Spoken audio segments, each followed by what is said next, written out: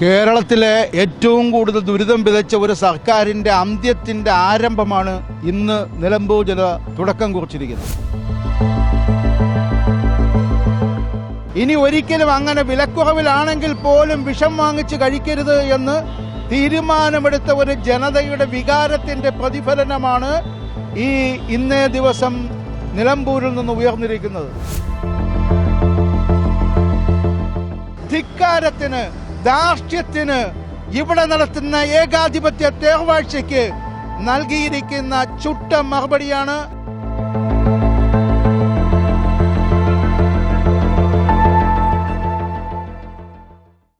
നമസ്കാരം. സംസ്ഥാനത്തെമ്പാടും തന്നെ കോൺഗ്രസ് നേതാക്കൾ ആഹ്ലാദ പ്രകടനത്തിലാണ്.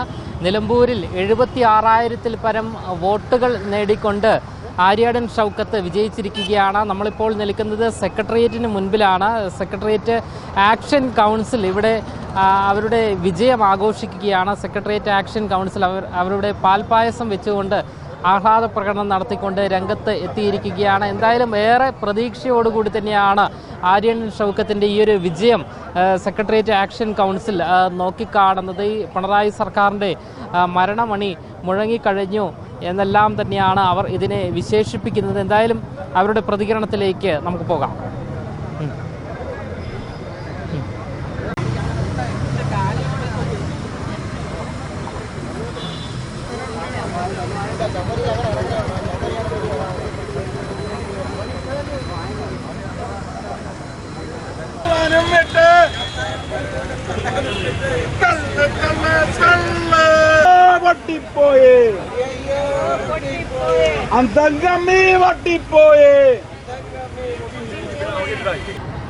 നിലമ്പൂരിൽ വലിയ വിജയം UDF കരസ്ഥമാക്കിയിരിക്കുകയാണ്.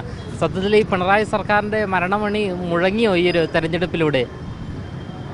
കേരളത്തിലെ ഏറ്റവും കൂടുതൽ ദുരിതം വിതച്ച ഒരു സർക്കാരിൻ്റെ അന്ത്യത്തിൻ്റെ ആരംഭമാണ് ഇന്ന് നിലമ്പൂർ ജനത തുടക്കം കുറിച്ചിരിക്കുന്നത്. അവരുടെ ആ വിധിയെഴുത്തിലൂടെ കേരളത്തിലെ സമസ്ത മേഖലകളെയും പതിറ്റാണ്ടുകളോളം പുറകിലേക്ക് കൊണ്ടുപോയ ഒരു ഭരണകൂടത്തെ പുറത്താക്കുന്നതിനുള്ള ശംഖൊലിയാണ് മുഴക്കിയിരിക്കുന്നത്. യഥാർത്ഥത്തിൽ 2021 കേരള ജനതയ്ക്ക് പറ്റിയ ഒരു കൈത്തെറ്റ്, ഒരു കൈപ്പിഴ അന്ന് സംഭവിച്ചത് ജനം മുഴുവൻ വലിയ വിശപ്പിലായിരുന്നു.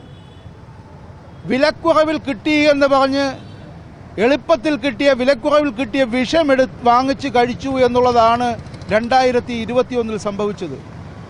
ഇനി ഒരിക്കലും അങ്ങനെ വിലക്കുറവിലാണെങ്കിൽ പോലും വിഷം വാങ്ങിച്ച് കഴിക്കരുത് എന്ന് തീരുമാനമെടുത്ത ഒരു ജനതയുടെ വികാരത്തിൻ്റെ പ്രതിഫലനമാണ് ഇന്നേ ദിവസം നിലമ്പൂരിൽ നിന്ന് ഉയർന്നിരിക്കുന്നത്.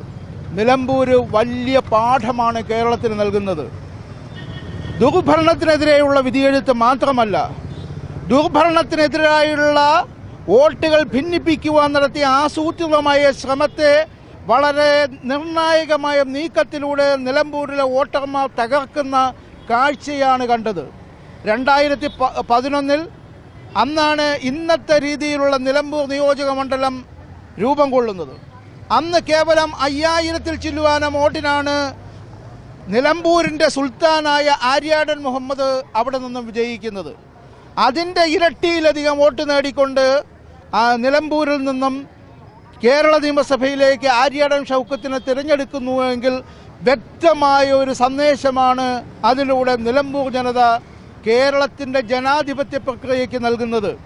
ജനാധിപത്യത്തിൽ ഭൂരിപക്ഷത്തിൻ്റെ പേരിൽ എന്തും അടിച്ചേൽപ്പിക്കാമെന്ന, എന്തും കാട്ടിക്കൂട്ടാമെന്ന ധിക്കാരത്തിന്, ധാർഷ്ട്യത്തിന്, ഇവിടെ നടത്തുന്ന ഏകാധിപത്യ തേർവാഴ്ചയ്ക്ക് നൽകിയിരിക്കുന്ന ചുട്ട മറുപടിയാണ് ഇത്.